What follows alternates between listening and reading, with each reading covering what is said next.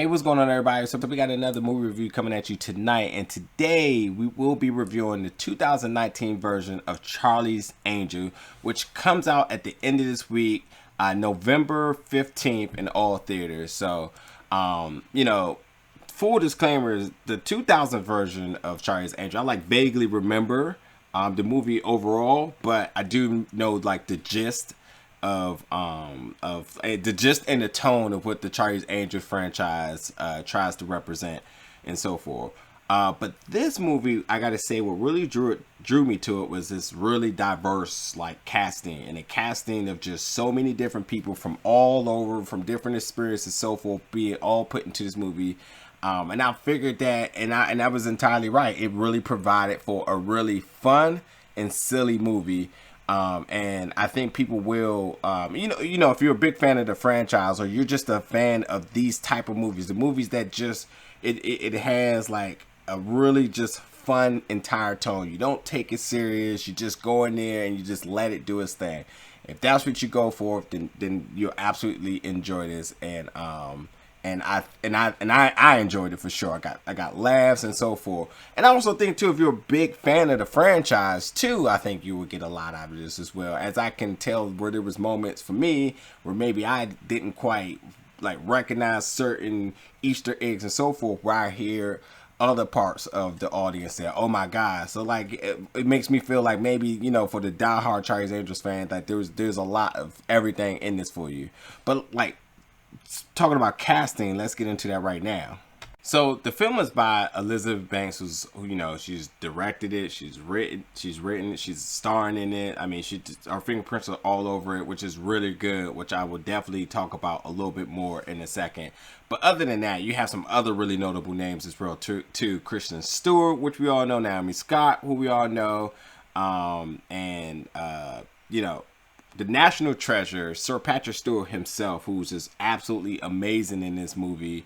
And he kicks ass in this movie. Just FYI, I gotta tell you, it was like a whoa moment seeing Patrick Stewart get a little physical in this movie. You enjoy that as well. Another person that I really and seeing this guy grow over the years, from seeing him on television to other Netflix movies, and now being on the big screen more and more often, is Noah Centineo. I think he's just a really good actor who is just blossoming over and over time. Excuse me, Noah Centineo. I keep wanting to pronouncing it the way I see it, how it's written. But yeah, also too, I gotta mention too, Brian Tyler is on the score here. One of my favorite composers out there, and the music is really on par, and it really plays towards the theme of this movie as well too. But yes, let's get into the plot of this movie a little bit. So Patrick Stewart's character, John Bosley, he's put together the Bosley Corporation or agency for over 40 years, and now he's ready to hang it up for future endeavors and so forth, which leaves the rest of all of the other Bosley. And Bosley is not only just a name, but it's also a rank within the agency, so everyone recognizes each other by calling them Bosley. So that leaves the other Bosleys and the Angels now still have to continue pushing on the agency mission and so forth, and that's just they're spies. They use martial arts and technology and so forth to really protect humanity and so forth. So one other thing before I get into this movie is that the beginning of this movie absolutely makes a statement by letting you guys know that this movie is full blown on par and focus is about women empowerment, which is amazing here.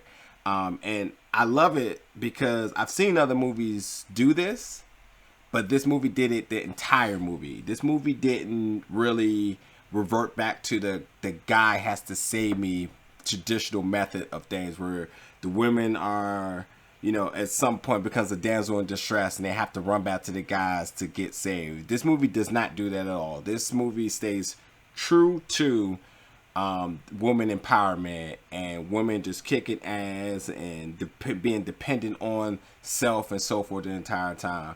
And it's really relayed through not only just the plot itself, but through dialogue and through the music as well. So like all reasons, it just truly stays to that. But also too, this movie does is that.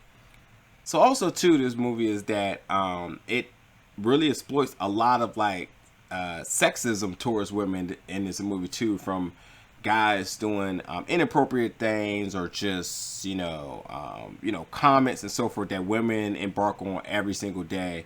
And for me, it's really noticeable, but the response to it is even more powerful. And I think this movie does a really good job. But like I said, like other movies, like earlier this year, The Hustle, which came out, which I was, it started out as being a woman empowerment movie, and then it reverted back to saying like, oh, we need the guys to save us. But this movie did not do that at all. It stays true to that the entire time. So as much as this movie is really fun and silly, it does have a really good message in here for everyone to take away from it. But yes, this movie really takes us all around the world. They hit so many like different cities, and you just see different missions and everything going on. Like I said, where Charlie was the one who originally started the Angels, and then like I said, Patrick Stewart's character Bosley is the one who continued training them and making this agency international. So like I said, when you see the different cities, you see where people are all over throughout the entire time. So I think the CGI and some of the things are just absolutely silly. Like it's so noticeable. It doesn't even try to blend in like really flesh. It's just really silly at times. Kristen Stewart. Now I have to be fair. I didn't give her a fair chance in this movie. Upon knowing she was in this movie, when I first saw the trailers, it's like, oh well, whatever. Because of previous movies she's done, she's really bland to me, and and a lot of my friends like, give her a try. She's really an underrated actor that people just don't give a lot of chance to. Well, okay, Kristen Stewart, I eat my words. Super enjoyable, super charismatic, to the point that her character was so much fun. It really shows true to herself. Like I've seen her in interviews and stuff like that.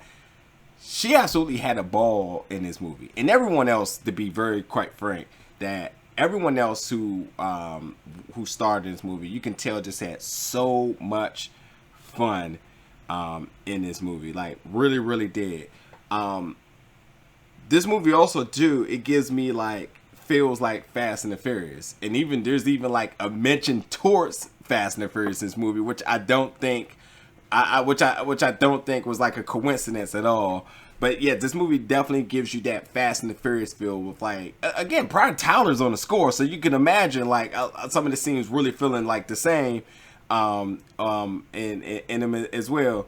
But like yeah, like just like the level of like like with Tyrese's character and Ludacris' character in the Fast and Furious movie, like their dynamic here, you got a lot of that dynamic here with Kristen Stewart and Ella Balinska as well. So which is again, it's one of those type of movies when you just go in and have fun and you'll enjoy it. Once you start getting practical and logical in it, it's whatever.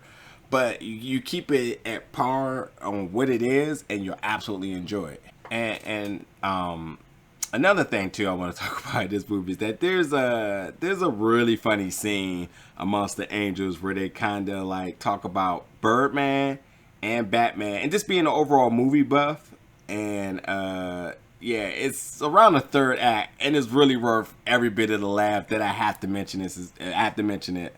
But okay, so like again, the plot. Let's stick to the plot here. So Naomi Scott plays this character called Elena, and Elena is like a software engineer, and she's working for this company, and she created this device that really provides and can power with clean, sustainable energy. The device is called Callisto, and so while she's developing it and being in the background and being a developer, the head of the agency she works for is trying to sell it, but she's not ready for it to be sold because she recognized that there is some flaws in it. And the flaws are major because the flaws actually means that this type of energy can be weaponized.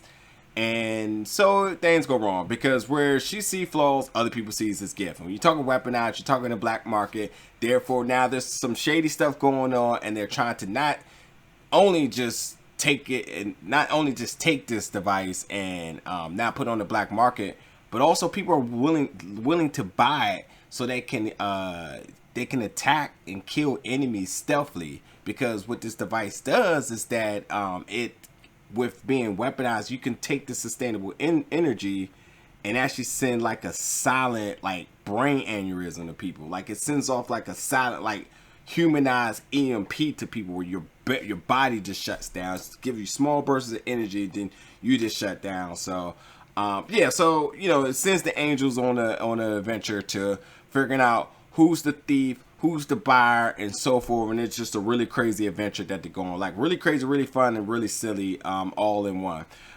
And also too, there's a very interesting twist at the very end about Charlie himself, so you want to stay tuned for that. But most importantly too, you want to make sure you stay for all of the mid-credit, all of the mid-credits, because there's tons of good Easter eggs there for you as well. And you guys were absolutely like that. And you know, other than that, I think like the movie's fun.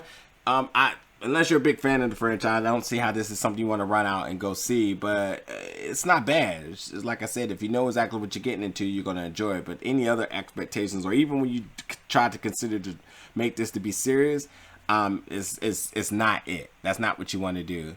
But other than that, like I said, it comes out the 15th, and I think the casting was good. It was fun, and yeah, that's pretty much it. Oh, and before I end this review, like I gotta mention one particular character. Saint, who's played by Luis Mendez, is absolute man goes. Like he sets the standard for what a gentleman should be. And how smooth he is, and how does he work with the angels, and what he provides, not being the savior, but being an understanding, kind, like eared person that just understands everyone particularly, is absolute goals.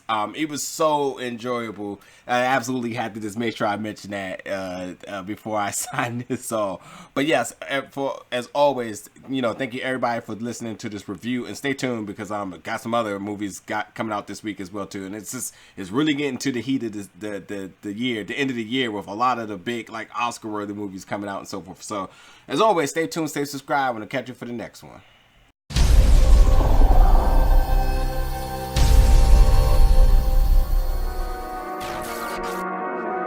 Ridiculous.